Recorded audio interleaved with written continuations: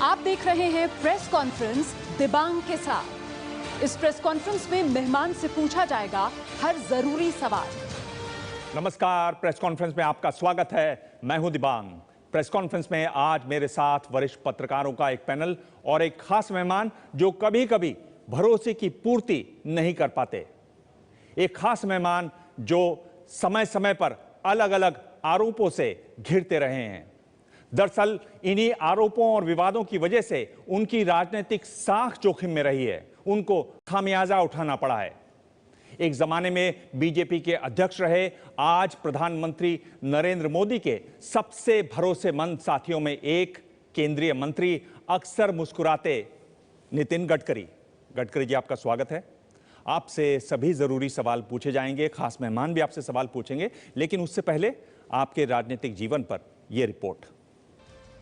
मैं नितिन जयराम गडकरी जब किसी चाहे तो नई दुनिया बसा लेते हैं लोग, एक चेहरे पे कई चेहरे लगा लेते हैं। बीजेपी के दिग्गज नेता नितिन गडकरी की पहचान संकट मोचक की रही है।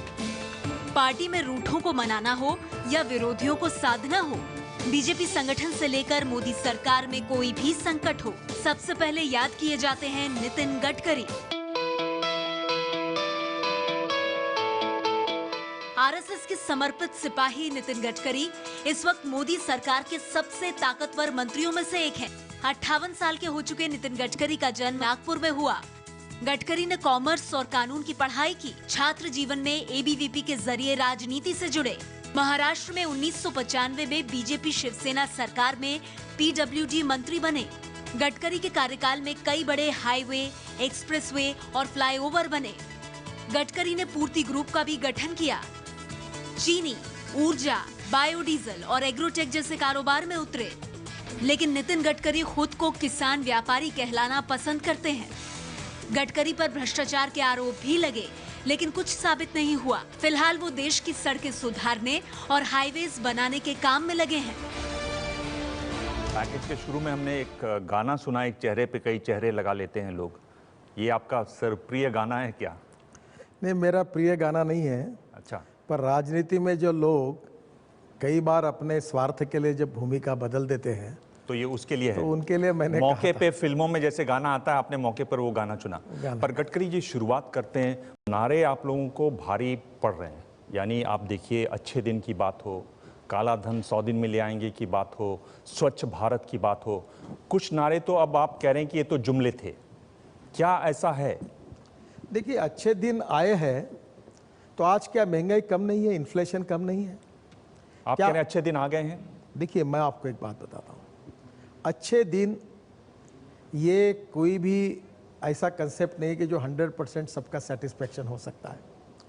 पर बाय एंड लार्ज अभी आप एक ये हेडलाइन बन रही है गडकरी जी, आप कह रहे हैं कि अच्छे दिन का मतलब ये नहीं है कि लिए 100% सबके लिए अच्छे दिन होंगे। कुछ लोगों के लिए अच्छे दिन, आपके लिए जो अच्छे दिन की आपकी अपेक्षा है, मेरे लिए जो अपेक्षा है, इनके लिए अपेक्षा है, हर व्यक्ति की अलग अलग दाल होती की है। कीमत देख लीजिए, प्याज की कीमत देख लीजिए, सब्जियों की कीमत देख लीजिए। देखिए, यही बात, मैं किसान हूँ।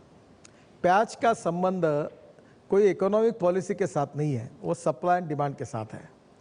और इसलिए जब प्याज होता है तो सस्ता होता है, और जब नहीं होता है तब उसके रेट बढ़ते हैं। पर यही है कि एक गृहिणी के लिए जो चौका चलाती है, उनके लिए अच्छे दिन तभी आते हैं जब ये सस्ते होते हैं। आपकी इकोनॉमी और कितनी ग्रोथ हुई और कहां से जलमार्ग बना, उससे उसको कोई मतलब नहीं है। देखिए, पहली बात, गैस की कीमतें कम नहीं हुई, इसेंशियल कमोडिटी की चीज़ें के भाव कम नहीं हुए हैं, पेट्रोल डीजल के भाव कम नहीं हुए हैं। तो अच्छे दिन आ गए। देखिए, मैं आपको वही बात बता रहा हूँ कि आज महंगाई के दृष्टि से निश्चित रूप से हमारी सरकार महंगाई को काबू में लाने में यशस्वी हुई है, एक बात। दूसरी बात, सरकार में स्वाभाविक रूप से जनता की जो अपेक्षा है वो बेरोजगारों को रोजगार मिलने की अपेक्षा है। ये कोई एक दिन में चमत्कार जैसे नहीं होगा। स्किल डेवलपमेंट की बात आई और तांत्रिक और व्यवसायभिमुख शिक्षा की बात हो रही है। काला धन के बारे में भी हमने कानून बनाया। पहले कैबिनेट के मीटिंग में सुप्रीम कोर्ट ने एसआईटी बनाने के बारे में हमने स्वीकृति दी, जो पुरानी सरकार दे रही है। इस तरीके से आपने आकर कहा कि 100 दिन में काला धन आ जाएगा, और जो लोग सुनने के लिए आते थे आपके भाषण, सबसे ज्यादा तालियां इसी बात पर बजती थी। पहली बात तो एक है कि काला धन अभी देश में यहाँ से पैसा भेजने वाला काम बंद हो गया, काला धन निर्माण होना बंद हो गया है, जो नीतियाँ हमने अपनाई हैं। दूसरी बात, जो योजनाएं हमने जाहिर की है और जिसके कारण काफ़ी बड़े प्रमाण पर यह धन आएगा, ऐसा हमारी उम्मीद है, उसको आने वाले समय में उसका रिपोर्ट देखने के बाद भी उस पर टिप्पणी करना उचित होगा।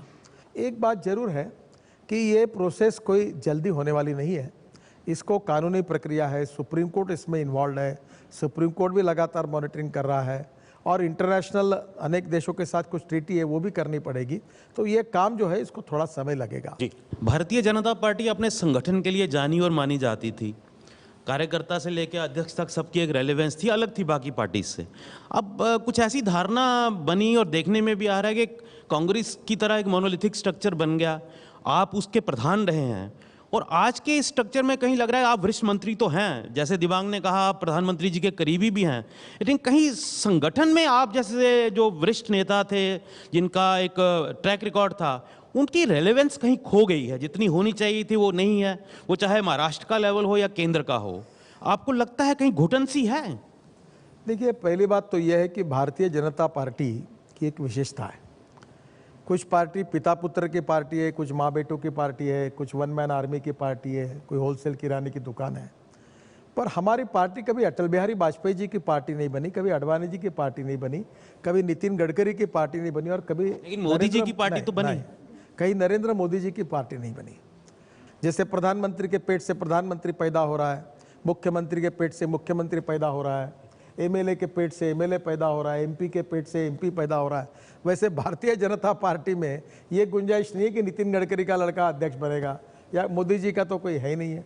गडकरी जी, दूसरी बार आप अध्यक्ष बनने वाले थे, मैं वहां उन दिनों में जाना चाहता हूं। पूरी तैयारी चल चुकी थी, संविधान पार्टी का बदल चुका था, आप बनने वाले थे और अचानक एक रेड हो गई और ये कहा गया कि इस रेड में बाहर वाले तो बाहर वाले, कुछ अंदर वाले भी शामिल थे। इस पर अब कभी आप खुल के और कि जिस दिन वो जिन कंपनियों पर रेड हुई वो नो कंपनी मेरी थी, ना मेरा कोई संबंध था, उल्टा मुझे इनकम टैक्स डिपार्टमेंट ने क्लीन चिट दी और मेरा कहा इसके साथ कोई संबंध नहीं। पर उसी दिन ये करने के पीछे साजिश थी, षड्यंत्र था और षड्यंत्र कांग्रेस पार्टी का था। उसकी वजह से आप दोबारा पार्टी अध्यक्ष नहीं बन पाए, ये बात तो आप मानेंगे? जब ये बात चर्चा में आई और मुझे पूछते हुए एक हमारे नेता ने पूछा कि अब तो आप अध्यक्ष तो बनेंगे, तो इसी की चर्चा करते रहेंगे लोग और हमको जवाब देना पड़ेगा। तो मैंने बोला इसके ऊपर उपाय क्या है? बोले, तो वो चुपचाप रहे। मैंने बोला उपाय एक है। बोले क्या? मतलब मैं रिजाइन कर देता हूँ, मैं नहीं चाहता मेरे कारण पार्टी। इसमें पार्टी के अंदर की भी कोई साजिश थी कि आपको दूसरी बार अध्यक्ष बनने से रोका जाए? देखिए, मैं तो इसके ऊपर कभी कोई टिप्पणी कभी करता नहीं जब तो कोई पुरावा उपलब्ध नहीं है।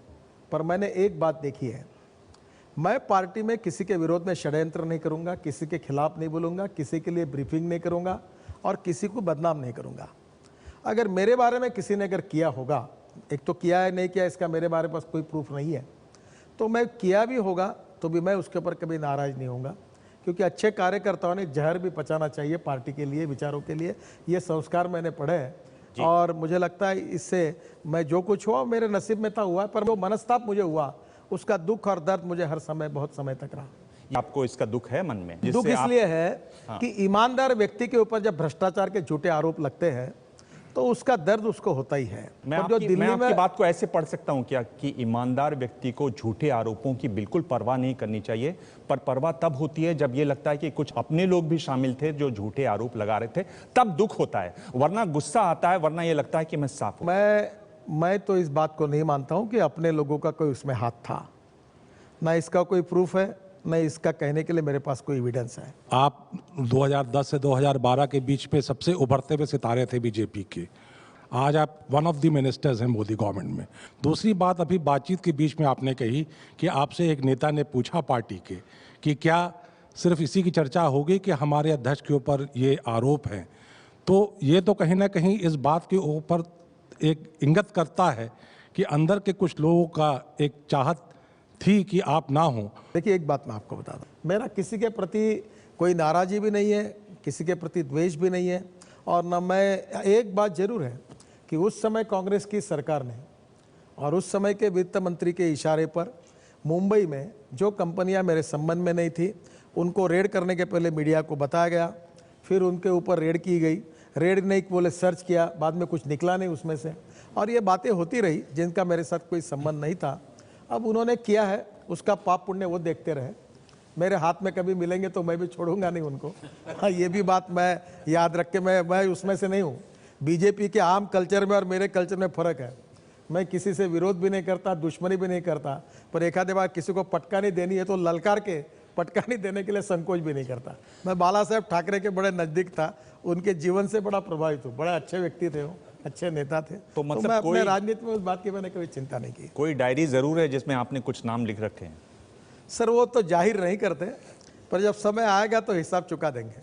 चलिए देखना पड़ेगा उसमें कर्जा कौन- चुकाना चाहिए कभी उसमें भी। कुछ अपनी पार्टी के भी हैं नाम? नहीं, अपने पार्टी वो जाहिर नहीं करते, आपने कह दिया है वो उसी पर रहेंगे। और एक नाम तो साफ दिखाई दे रहा है, पी चिदम्बरम उसमें सबसे ऊपर शायद लिखा हुआ नहीं है। नहीं नहीं, छोड़ दीजिए, आप खत्म हो गए क्या, तो लोकसभा में भी चले गए।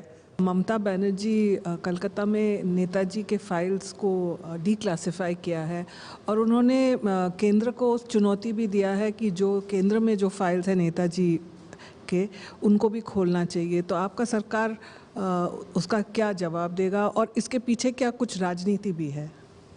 देखिए, इसमें राजनीति नहीं होनी चाहिए। नेताजी सुभाष चंद्र बोस हमारे प्रेरणा स्रोत हैं और इस देश की स्वाधीनता के लिए उनने किया हुआ बलिदान, त्याग, तपस्या हम कभी भूल नहीं सकते। वो हमारे आइकॉन है और इसलिए चाहे राज्य सरकार हो चाहे केंद्र सरकार हो, किसी भी सच्चाई को किसी भी पार्टी की सरकार ने छुपाना नहीं चाहिए। जो सच है वो इतिहास है पुराना, और इतिहास जो है वो भविष्य के कार्य की प्रेरणा देता है, उससे भविष्य की पीढ़ी सीखती है। तो मुझे लगता है जो भी नेताजी के संबंध में इतिहास है, इतिहास के रूप में सरकार के पास है, वो नई पीढ़ी के सामने आना चाहिए और सबको वो समझना चाहिए कि सच्चाई क्या है। सच्चाई को छुपाने का काम किसी ने नहीं करना चाहिए, ऐसा मुझे लगता है। तो केंद्र सरकार के पास जो कागज हैं वो भी सार्वजनिक कर देने चाहिए, जैसे पश्चिम बंगाल में किया गया। इससे मेरी व्यक्तिगत राय पर इसका निर्णय प्रधानमंत्री और हमारे गृह मंत्री राजनाथ सिंह जी करेंगे। थोड़ा बिहार चुनाव की बात करें। गडकरी जी, आप ये मानते हैं कि बिहार में जो चुनाव होता है उसमें जाति बहुत ज़्यादा उसका रोल होता है, और आपकी पार्टी इस बात को मानती है और इसी खेल को खेल भी रही है? नहीं, हम ऐसा खेल नहीं खेल रहे हैं। हम नरेंद्र मोदी जी के नेतृत्व में कोई जातीयवाद की बात नहीं कर रहे हैं, हम विकास की बात कर रहे हैं। दिल्ली में ही 10 जुलाई को ओबीसी मोर्चा का एक सम्मेलन हुआ जिसमें आपके पार्टी अध्यक्ष ने कहा कि बीजेपी ने देश को पहला ओबीसी प्रधानमंत्री दिया है। ये तो सच है कि नरेंद्र मोदी ओबीसी है, पर कोई चुनाव में, गुजरात में, हमारे यहाँ हमारे लोकसभा के चुनाव में नरेंद्र मोदी ओबीसी करके हमने प्रचार नहीं किया। हालांकि देवेगौड़ा कह रहे हैं कि वो पहले ओबीसी प्रधानमंत्री थे, पर फिर भी उन्होंने ये कार्ड चला। मैं आपको एक बात बताता हूँ, मैं जातीयवाद का बहुत कट्टर विरोधक हूँ, और कोई भी व्यक्ति उसकी जात, पंथ, धर्म, भाषा से बड़ा नहीं होता, उसके गुणों से बड़ा होता है। और गरीब गरीब होता है, गरीब को जात, पंथ, धर्म और भाषा नहीं होती। विकास की राजनीति होनी चाहिए, मेरा कन्विक्शन है। पर आप देख लीजिए, आपके जो सहयोगी हैं, चाहे वो पासवान हैं, एक मांझी हैं, एक कुशवाहा हैं, और आप कह रहे हैं कि जात की राजनीति में विश्वास नहीं करते, जात की राजनीति खेलते नहीं हैं। एक बात समझिए, ये प्रचारित किया जा रहा है कि ये तो तेली हैं प्रधानमंत्री। देखो, ये बीजेपी ने खुद कहा है। देखिए, मैं आपकी एक बात से सहमत हूँ कि हम कितना भी जातीयवाद विरहित राजनीति चाहते हो, हम जातीयवाद का कितना भी विरोध करते हो, तो भी जातीयवाद जिंदा है, अस्तित्व में, ये बात सही है। और चुनाव जीतने के लिए लड़ा जाता है। चुनाव ये देखिए, चुनाव ये स्ट्रेटेजी होती है। कन्विक्शन और स्ट्रेटेजी में फ़र्क होता है। और स्ट्रेटेजी में चुनाव जब लड़ते हैं तो सभी पार्टियां उम्मीदवार खड़े करते समय सभी बातों का विचार करके अपने उम्मीदवारों का चयन करती है। और ये कोई सच कहे, माने या न माने, बस ये ग्राउंड रियलिटी है, ये बात को मैं स्वीकार करता हूँ। Either you like it, may not like it. Politics is a game of contradiction, compulsion, limitations, ये तो चलने वाला ही है। हमारा जो प्रेस कॉन्फ्रेंस कार्यक्रम है, इसी में नीतीश कुमार ने कहा कि ये जो बीजेपी वाले हल्ला कर रहे हैं कि हमारे आगे से थाली छीन ली, दरअसल में बीजेपी ने स्वयं कहा कि कैंसिल कर दीजिए डिनर। आप उस समय पार्टी के अध्यक्ष थे, आपको अंदर की बात मालूम है। ये मेरे जीवन का उस दिन का बड़ा दुख और दर्द भरा दिन था, जिस दिन बिहार के वो मौर्य होटल में हम लोग थे और हमको भोजन के लिए जाना था, और ये कहा गया कि नरेंद्र मोदी अगर आपके साथ भोजन के लिए आएंगे तो ये भोजन का कार्यक्रम हम कैंसिल करेंगे। एक राज्य के मुख्यमंत्री को, जिसने बिहार की मदद के रूप में 5 करोड़ रुपए दिए, उसको नकार देना, और उस मुख्यमंत्री को अपने घर भोजन के लिए नहीं बुलाना, ये कौन सा सेकुलर वाद है? ये नीतीश कुमार किसकी वकालत कर रहे हैं? क्या उनके जैसे, मैं उनको मानता हूँ, ठीक है, वो विरोधी है, एक कद्दावर नेता है, डॉक्टर राम मनोहर लोहिया जी के विचारों के समर्थक है। लोहिया जी ने क्या कहा? क्या लोहिया जी ने इस प्रकार की बातें कही कि भोजन के बुलाए हुए मेहमानों को यह कहे कि वो आए नहीं करके? पर उनका कहना है कि बीजेपी के नेताओं ने स्वयं कहा कि ये भोज छोड़ दीजिए। उन्होंने कहा हमारी पूरी तैयारी हो चुकी थी। नहीं। और वैसे भी उन्होंने कहा पार्टी की तरफ से ये भोज था, रात्रि भोज नहीं।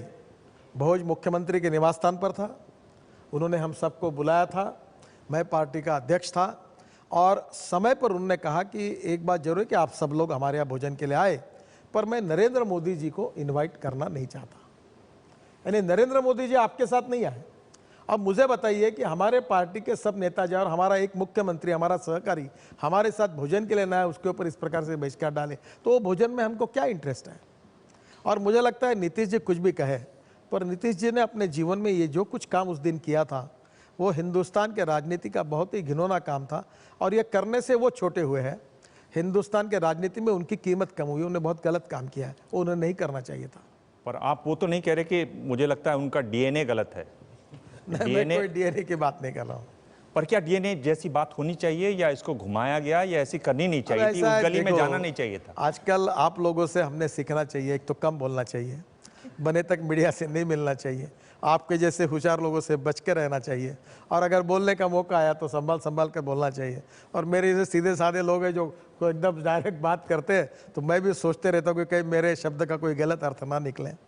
तो ये उसके पीछे जो बात प्रधानमंत्री जी ने कही थी, उसका उद्देश्य जो इंटरप्रेट किया गया वो कभी नहीं था। कभी नहीं था। बिहार में क्या वजह है कि आप लोगों ने मुख्यमंत्री तय नहीं किया? क्या ये दिल्ली में जो झटका लगा उसकी वजह से है या बिहार में आपके पास लोग नहीं है? मैं आपको एक बात बताता हूँ, कब मुख्यमंत्री घोषित करना और नहीं करना ये पार्टी का अधिकार होता है और ये अपने कार्ड्स कब ओपन करना, कैसे करना, ये पार्टी की स्ट्रेटेजी होती है। अगर जब कोई ऑब्वियस मुख्यमंत्री जिसके कारण वोट ज़्यादा मिलते हैं तो मुख्यमंत्री घोषित करने में भी फायदा है। पर मुझे लगता है कि इस समय हमारे पास मुख्यमंत्री बनने लायक बहुत नेता बिहार में हैं। सुशील मोदी, सुशील मोदी हमारे नेता है ही, हमारे अध्यक्ष भी है, हमारे यादव जी भी है, नंदकिशोर जी भी है, सब अच्छे नेता हैं।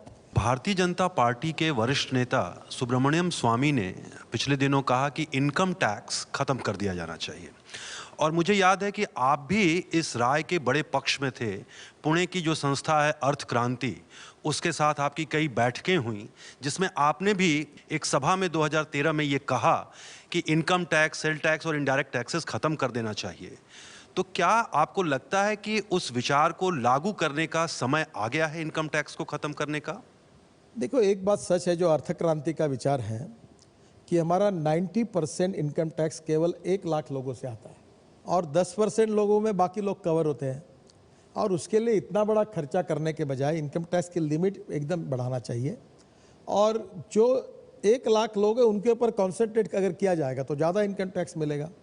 दूसरी बात, इनकम टैक्स लिमिट बढ़ाना चाहिए से आपका क्या आशय है? इंडिविजुअल उसमें जो टैक्स है उसकी मर्यादा बढ़ानी चाहिए। कितनी आप कहते हैं? अब तो मैं मंत्री हूं और ये दूसरे डिपार्टमेंट का मामला है, इसलिए ज़्यादा टिप्पणी करना मेरे लिए उचित नहीं है। पर मैं, आपकी निजी राय क्या है? मैं भारत सरकार का एक जिम्मेदार मंत्री हूं और मेरी भी मर्यादा है, ये फाइनेंस मिनिस्टर का अधिकार है इसका निर्णय करना। पर मैं इतनी बात कहना चाहता हूं कि हमारे अर्थ मंत्री जरूर सोचें कि इनकम टैक्स के ऊपर जो बहुत बड़े प्रमाण पर संख्या बढ़ी है उसको कम करके उनको राहत कैसे मिले और रेट टैपिज्म से और करप्शन से ये कैसे मुक्त हो जाए, इसके लिए जरूर सोचें। महाराष्ट्र सरकार ने अभी एक निर्णय लिया था कि मराठी भाषियों को ही सिर्फ ऑटो परमिट दिया जाए।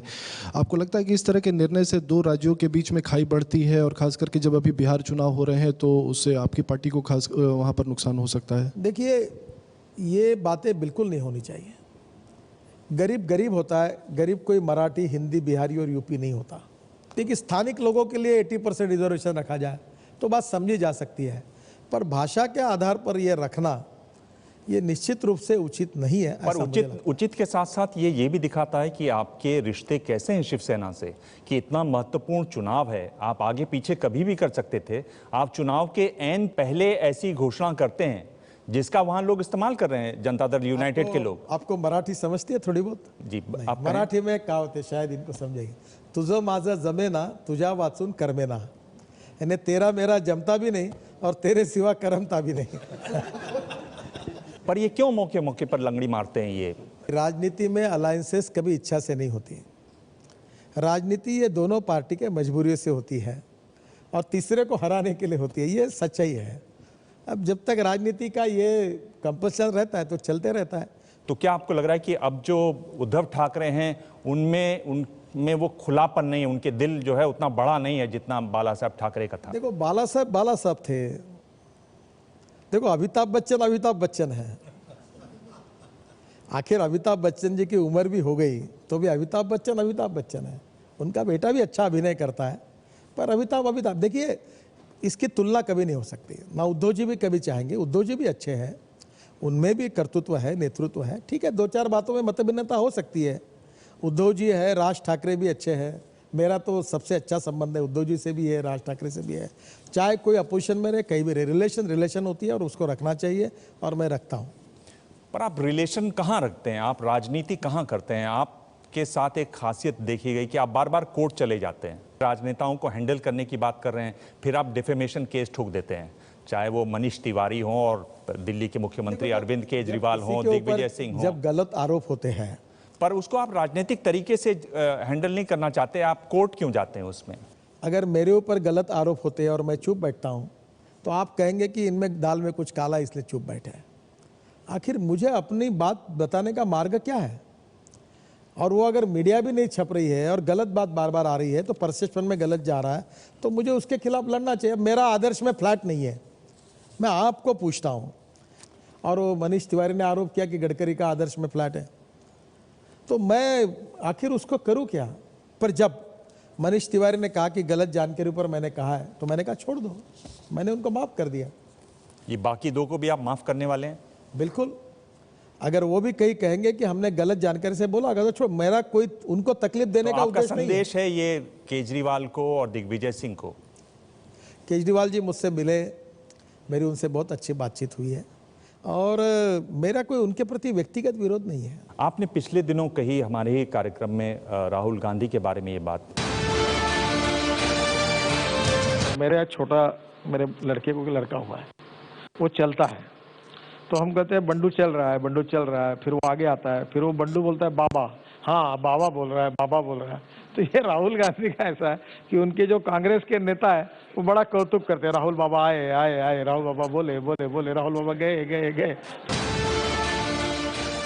ये जो आप मुस्कुरा के धोते हैं बिल्कुल, गडकरी जी, क्या ये सही है? मतलब इतना ज्यादा उपहास आपने तो बिल्कुल बंडू बना दिया। ये देखो राहुल गांधी जब ऐसे से बाई करके खड़ा होता है ना, आप पार्लियामेंट में देखो तो सब कांग्रेस के जैसे कोई मालिक बोलने के लिए लगता है, मैनेजिंग डायरेक्टर बोलता है तो उसके सहयोगी कर्मचारी कैसे खड़े हो जाते हैं, तो वैसे कांग्रेस पार्टी के सब नेता एकदम ऐसे देखते हैं।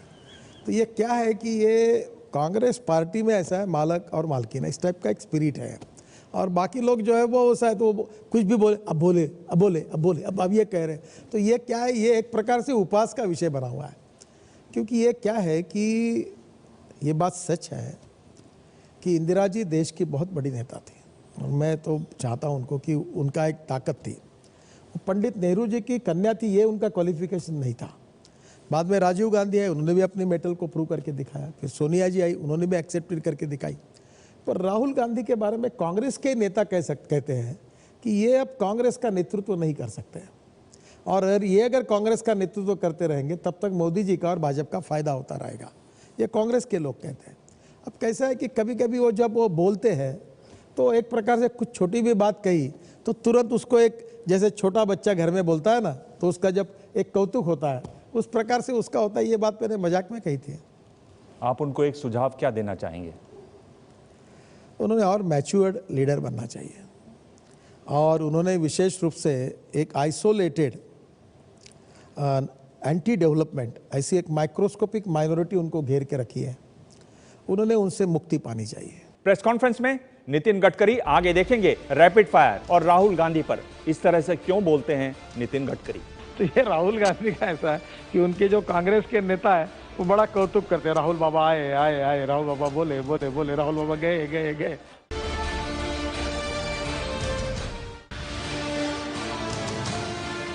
आप देख रहे हैं प्रेस कॉन्फ्रेंस दिबांग के साथ। प्रेस कॉन्फ्रेंस में नितिन गडकरी, चाहे वो सुब्रमण्यम स्वामी हो, चाहे यशवंत सिन्हा हो, अडवाणी जी तो हैं ही, मुरली मनोहर जोशी जी हैं, इन सबको एक तरीके से रिटायर सा क्यों कर रखा है गडकरी जी? क्यों नहीं आप इनके अनुभव का इस्तेमाल करते? क्यों इनको कहीं दूर भेज दिया गया है? देखिए, हमारे पार्टी में अभी सरकार का नेतृत्व प्रधानमंत्री नरेंद्र मोदी कर रहे हैं और पार्टी का नेतृत्व अमित शाह कर रहे हैं।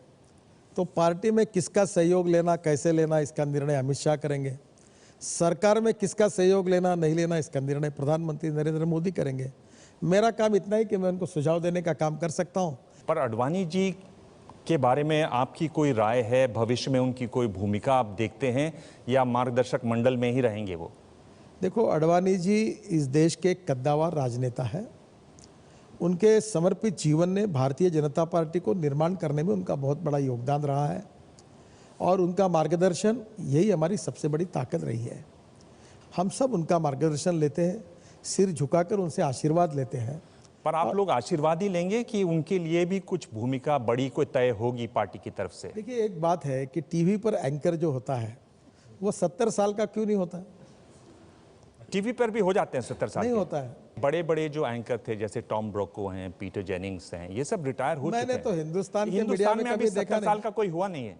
देखो, आप बहुत अच्छे एंकर है, आपका एक कार्यक्रम। पर मैं 70 का नहीं हूँ गडकरी जी। मैं आपको पसंद करता हूँ। आपका वो जापान की बुलेट ट्रेन का अगर जो कार्यक्रम है, मेरे जीवन का सबसे अच्छा कार्यक्रम मैंने देखा है, तो मैं आपको अप्रिशिएट करता हूँ कि you are a very good journalist. पर आपका भी एक समय है ना जी? बिल्कुल। आप ये कितने साल तक काम करोगे? और 5 साल 10 साल, तो ये कहीं ना कहीं दुनिया का नियम है। अमिताभ बच्चन बहुत अच्छे हैं, उनके महानेता है, वो बिग बी है, पर वो हीरो की भूमिका में अब नहीं रखेंगे। अभी हीरो तो बदलना ही है। तो इसलिए पार्लियामेंट और इस सब से दूर भी तो भूमिकाएं हैं देश में। मार्गदर्शक मंडल की भूमिका में इन मार्गदर्शक सब की मंडल के भूमिका है। अलावा भी भूमिका है। बहुत बड़ा एक मकान है दिल्ली के बीचों बीच, पूरा देश देखते हैं, वो राष्ट्रपति वहां पर बैठते हैं। क्या आप नहीं सोचते कि वो उस काबिल हैं या वहां उनको जाना चाहिए या उसकी बात होनी चाहिए? देखो, मैं तो दिल में हर समय अच्छी बात सोचता हूँ। क्या है आपकी दिल की बात? मेरी अच्छी बात मैं जरूर मोदी जी को कहूँगा। मोदी जी को कहूँगा। अच्छा, आपको कैसे कहूँगा? पर अगर आप ये कह रहे हैं कि आपके दिल में अच्छी बात है अडवाणी जी के लिए जो आप मोदी जी को कहेंगे, और मैं सवाल पूछ रहा हूँ राष्ट्रपति वाला, तो हमें मालूम है आपके दिल में क्या है। नहीं, मेरे दिल में जो कुछ है वो ये तो उचित जगह पता पर चल गया ना, बताना, बोल क्यों नहीं देते? यही पार्टी के कार्यकर्ता के रूप में मेरी जिम्मेदारी है। मीडिया में पहले तो बीजेपी में मैं जब अध्यक्ष था तो एक बार कहता था कि राष्ट्रीय कार्यकारिणी में गले में हार डालो और मुंह पे पट्टी चिपकाओ एक एक के। बीजेपी का सबसे बड़ा प्रॉब्लम यही है कि बहुत ज़्यादा बोलते हैं लोग। कांग्रेस में कोई बोलता नहीं। अच्छा, आपको बड़ी मजा आती है बीजेपी के नेताओं को बोलने में। आप कांग्रेस के नेता, आपको एक्सेसिबल ही नहीं है, तो आप हमको हमारी धुलाई करते रहते हैं। नहीं, बिल्कुल नहीं। इसमें आप स्वामी जी को कैसे देखते हैं, सुब्रमण्यम स्वामी को? उन्होंने कहा प्रेस कॉन्फ्रेंस में कि अभी जो वर्तमान अध्यक्ष हैं वो मेरे पत्रों का जवाब नहीं देते हैं, फोन का जवाब नहीं देते हैं। गडकरी को पत्र लिखो तुरंत जवाब देते थे। मैंने देखा बड़ा आपका अच्छा। कार्यक्रम। हाँ, आपकी बहुत तारीफ की उन्होंने।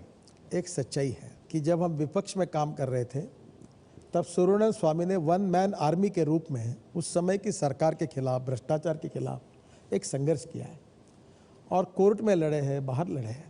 पार्टी उनका सहयोग लेना चाहती है, उनको कुछ चीज़ें ऑफर भी हुई है और आगे भी भविष्य में सुब्रमण्यम स्वामी निश्चित रूप से हमारे सहयोग के लिए कहीं ना कहीं हमारे साथी बनेंगे, ऐसा मेरा विश्वास है। तो उनके लिए और अच्छा होगा, ऐसा मुझे लगता है। नितिन जी, आप कह रहे थे कि अलायंस एक कंपल्शन हो गया है पार्टीज़ के लिए, पॉलिटिकल पार्टीज़ के लिए, लेकिन अभी लगता है कि भाजपा जो एक आर्किटेक्ट ऑफ कोएलिशन पॉलिटिक्स के रूप में बिग बनी, वो कोएलिशंस को छोड़ना चाहते हैं। जब से ये नंबर्स मिले मिस्टर मोदी को, अभी जैसे टिकट्स डिस्ट्रीब्यूट हुए हैं, सीट शेयरिंग अरेंजमेंट जो हुआ है बिहार में, मैं आपकी ओपिनियन चाहती हूँ इस पे। देखिए, एक बात आप कभी भी हिंदुस्तान के नहीं, वर्ल्ड के राजनीति में देखिए, जो पार्टी अपने ताकत पर पूरी मेजोरिटी हासिल करती है या कर सकती है, वो कभी अलायंस नहीं करती, और जब ताकत कम रहती है तब अपने साथ अलायंस वालों को साथ में लेकर चलती है। तो आपको लगता है कि एनडीए खत्म हो जाएगा इन ड्यू कोर्स? एनडीए खत्म नहीं होगा। एनडीए में जो भी लोग हमारे साथ थे, जुड़े रहे, उनके रिश्ते अकाली दल के साथ, शिवसेना के साथ हमारे पुराने हैं। हम एनडीए को वैसे ही रखना चाहते हैं और नए लोगों को जोड़ना चाहते हैं। महाराष्ट्र की जो राजनीति है उसमें आपको बड़ी रुचि है। देवेंद्र फडणवीस की वहाँ सरकार है, गुड गवर्नेंस की बात होती है तो लगता है उन्होंने फूड गवर्नेंस करना शुरू कर दिया है। कैसे देखते हैं आप इसको कि आप ये तय करें सरकार कि आप कितने दिन खाएंगे, क्या खाएंगे? इसके पीछे देवेंद्र फडणवीस की सरकार की और भाजपा के सरकार की कोई भूमिका नहीं है। पर ये जो सर्कुलर है जिस समय आया था उसमें कांग्रेस एनसीपी की सरकार थी। दिन बढ़ाने की क्या जरूरत थी, मतलब उसको भुनाने की एक तरीके से क्या जरूरत थी इस बात? देखिए, ये मीरा भाईंदर के मेयर का निर्णय था, पर इसका मतलब ये महाराष्ट्र सरकार का निर्णय था या महाराष्ट्र सरकार के कहने पर हुआ था, ये कहना गलत होगा। मैं व्यक्तिगत रूप से इस बात का समर्थक हूँ कि किसने क्या खाना चाहिए और क्या नहीं खाना चाहिए, इसमें सरकार ने नहीं जाना चाहिए। देवेंद्र फडणवीस को मुख्यमंत्री बनाने में आपका एक बहुत बड़ा योगदान था। आपके समर्थक बार बार आपको आगे कर रहे थे, आपने उनको चुप कराया। उनके परफॉर्मेंस से क्या आप संतुष्ट हैं? देवेंद्र जी युवा है, होशियार है और निश्चित रूप से महाराष्ट्र के लिए यशस्वी नेतृत्व देने की उनकी क्षमता है। मैंने उनको राजनीति में लाया, पहले कारपोरेटर बने, नागपुर के मेयर 3 बार बने और एक ईमानदार और एक परफॉर्मेंस ऐसा कार्य करने वाला उनका व्यक्तित्व है और कठिनाई के बावजूद भी वो महाराष्ट्र को आगे ले जाने में सफल होंगे, ये मेरा विश्वास है। जब आप नागपुर गए विधानसभा चुनाव के बाद, बड़े लोग आपसे मिलने आए, एक हल्ला चला, पूरा मीडिया में उछला, लोगों ने कहा ये स्टोरी प्लांट करवा रहे हैं, देखिए ये तरीका नहीं है, अगर मुख्यमंत्री बनना भी चाहते हैं तो ये क्या कर रहे हैं नितिन गडकरी? पहली बात तो मैं नागपुर में विधानसभा का चुनाव होने के बाद जो सच्चाई आपको बताता हूँ, मैं आपके जैसा दबंग हूँ, मैं झूठ नहीं बोलता और डरता नहीं किसी से। जी सलाम है। पहली बात तो है कि मैं जब चुनाव विधानसभा का हुआ और नागपुर में सब एमएलए हमारे जीत गए, विदर्भ में जीत गए, तब मैं दिल्ली में था। तो मैं पहली बार जब नागपुर गया तब नागपुर के कार्यकर्ता, करीब 15-20 हज़ार कार्यकर्ता एयरपोर्ट पर आए और उन्होंने मेरा स्वागत किया। उसी दिन योगायोग से मुंबई में जो एमएलए मीटिंग के लिए गए थे वो भी स्पेशल फ्लाइट से नागपुर आए, तो उनको मिठाई दी और सबका स्वागत हुआ। उसमें मीडिया के लोग बड़े होशियार है, वो मेरे घर के नीचे खड़े रहे, उनको पता चला और उनको पूछा कि आप नहीं चाहते कि नितिन गडकरी मुख्यमंत्री बनना चाहिए? तो उन्होंने सबने कहा बिल्कुल हम वही चाहते हैं। बस बातों को चला दिया। देखिए, मैं अगर मुख्यमंत्री बनना रहता तो मुझे पहले ही प्रधानमंत्री ने पूछा था, यहाँ दिल्ली में मेरे से बात हुई थी, तब मैंने नम्रतापूर्वक कहा था कि अब मैं दिल्ली में खुश हूँ। इसलिए ना मैं कोई कोशिश करता हूँ, ना कोई मैनिपुलेट करता हूँ, ना कोई पब्लिक पत्रकारों को कोई फीडबैक देता हूँ, ना ऑफ द रिकॉर्ड बात करता हूँ। ये धंधे मैंने कभी किए नहीं, ये मैं कभी करता नहीं और ना मैंने कोई स्टोरी प्लान की, ना मैं कभी करूँगा। आपकी पहचान घोषणा मंत्री के रूप में बनती जा रही है। आपने अप्रैल में 6 माह में कहा था कि NH-24 हो जाएगा 16 लेन का।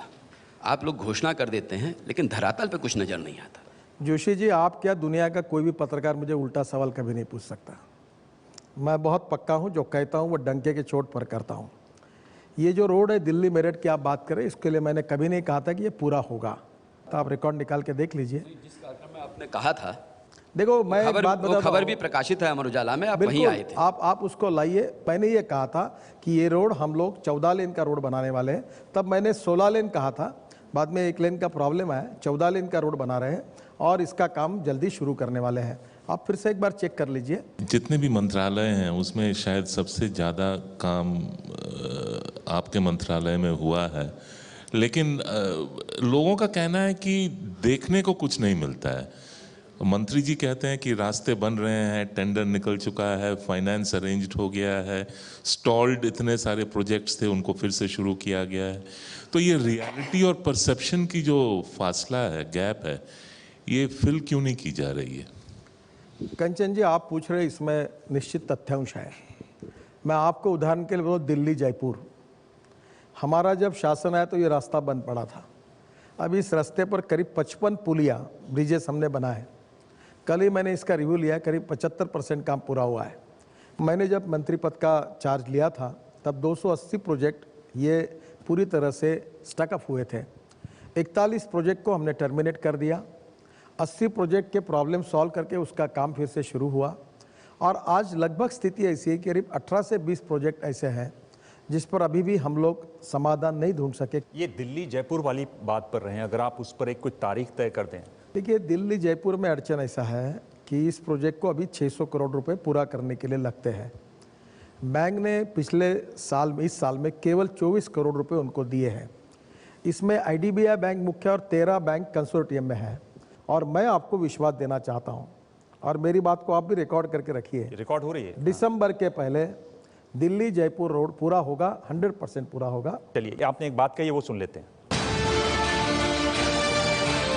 आज देश का कोई उद्योगपति और बड़ा व्यक्ति लैंड एक्विजिशन के जमीन पर इंडस्ट्री डालना नहीं चाहता। वो क्या करता, अपने पैसे से 500 एकड़ जमीन खरीद लेता है और उसका लैंड यूज बदल देता है और इंडस्ट्री डालता है। और देश के उद्योगपति कह रहे हैं हमको लैंड एक्विजिशन की जरूरत नहीं है।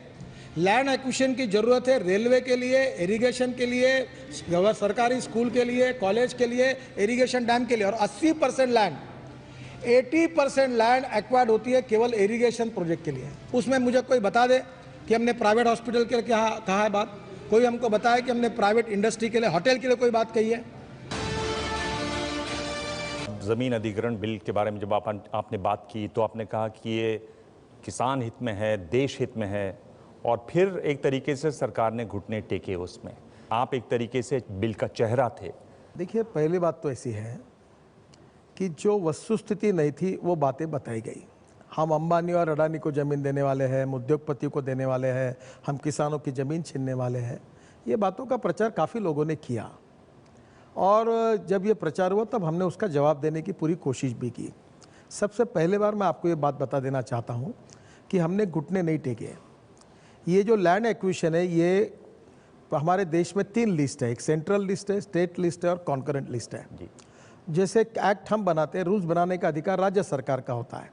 और जब नीति आयोग में इस विषय पर चर्चा करने के लिए मुख्यमंत्री जी ने मीटिंग बुलाई थी, तभी शिवराज सिंह चौहान, देवेंद्र फडणवीस, चंद्रबाबू नायडू, प्रकाश सिंह बादल जी, इन सब ने ये डिमांड की कि आप क्यों विवाद में पड़ रहे हो, राज्यसभा में इनका बहुमत है और ये आपको बार बार तकलीफ दे रहे हैं, आप मत पड़िए।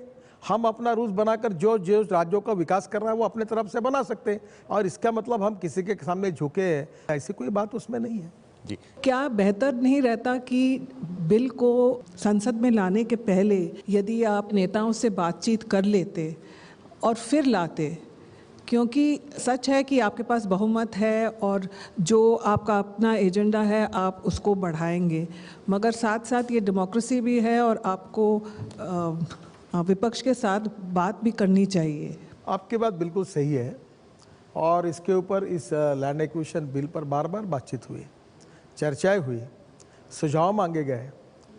इतना नहीं तो प्रधानमंत्री ने नीति आयोग की मीटिंग केवल इसके लिए बुलाई और सभी राज्यों के मुख्यमंत्रियों को बुलाया, पर कांग्रेस पार्टी के मुख्यमंत्रियों ने बहिष्कार डाला। हम चर्चा भी नहीं करेंगे, हम सुझाव भी नहीं देंगे, हम बहिष्कार डालेंगे और आपके बिल का विरोध करेंगे, ऐसी भूमिका कांग्रेस पार्टी ने की। कुल भाजपा एक तो छोटे राज्यों की पक्षधर है, और भाजपा ने अलग विदर्भ राज्य का वायदा भी किया था। आज जब केंद्र में आपकी सरकार है तो आप उस वायदे को पूरा करेंगे क्या? जब डॉक्टर मुरली मनोहर जोशी हमारे अध्यक्ष थे, तब भुवनेश्वर में हमारी राष्ट्रीय कार्यकारिणी में विदर्भ राज्य का प्रस्ताव मंजूर हुआ है। इसलिए हमारे पार्टी की कटिबद्धता विदर्भ के राज्य के लिए और छोटे राज्य के लिए है। पर यह बात जब पार्लियामेंट में हमको ये बिल मंजूर करना होगा तो 2/3 मेजोरिटी लगेगी, क्योंकि संविधान संशोधन का मामला आएगा, तब कांग्रेस पार्टी के सहयोग के बिना हम नहीं कर पाएंगे।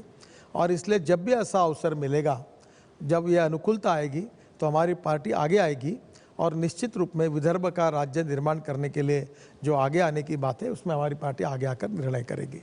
नितिन गडकरी जो लगातार सवालों के जवाब दे रहे हैं, अगला दौर है रैपिड फायर का। देखना है 5 में से वो कितने सवालों के जवाब दे पाते हैं।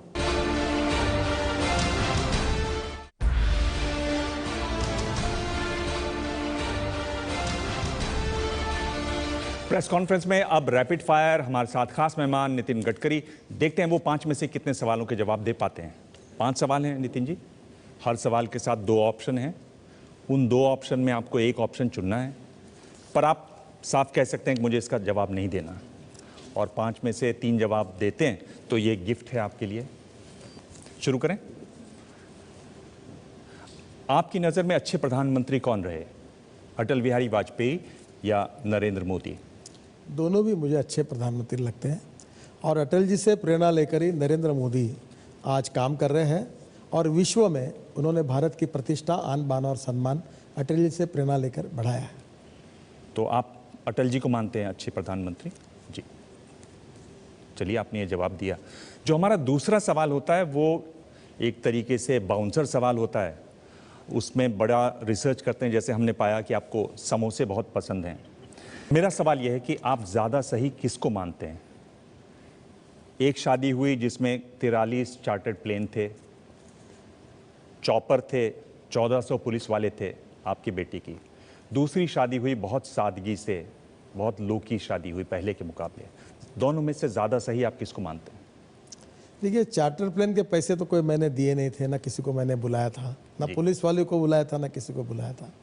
मैंने पत्रिका दी थी। और हमारे यहाँ महाराष्ट्र में मेरा जो घर और परिवार है कि जो पत्रिका देते तो पूरा गांव खाने के लिए इकट्ठा होता है, तो नहीं दिया तो चलता है। तो गांव में मैदान में सब खाने के लिए आए थे, ना मंडप था ना पेंडाल था।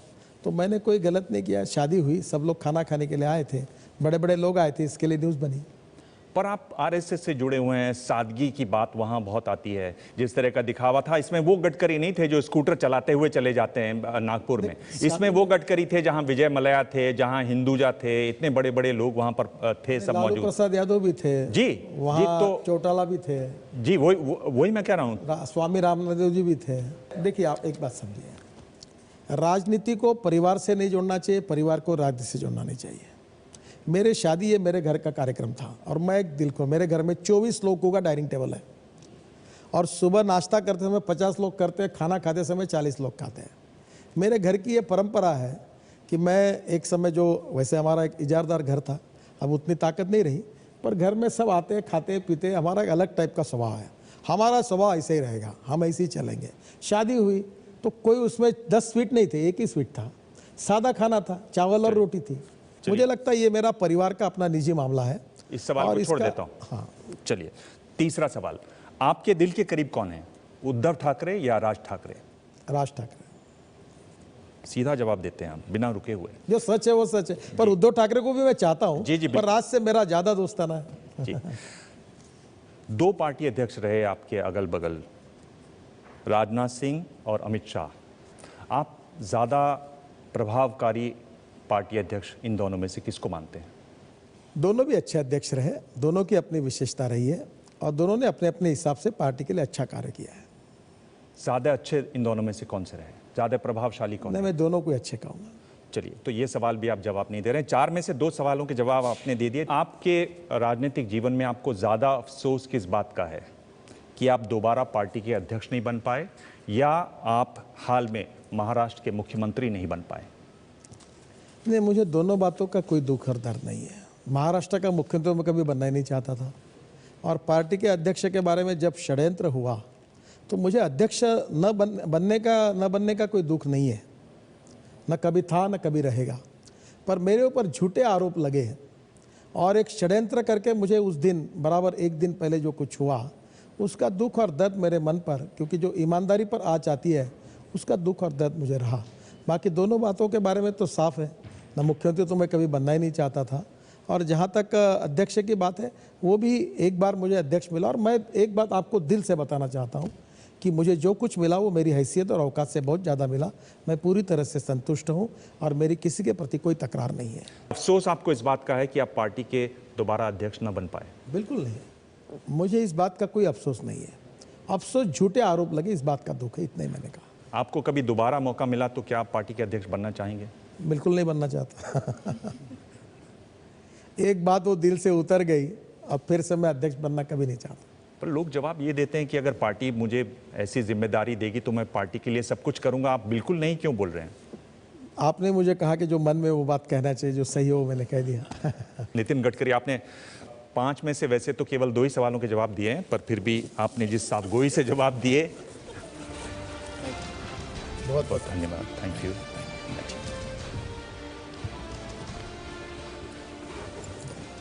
तो ये थे हमारे आज के खास मेहमान नितिन गडकरी, बड़ी साफगोई से, सादगी से अपनी बात कहते हुए। अगले हफ्ते हम मिलेंगे एक और मेहमान से, तब तक देखते रहिए एबीपी न्यूज़।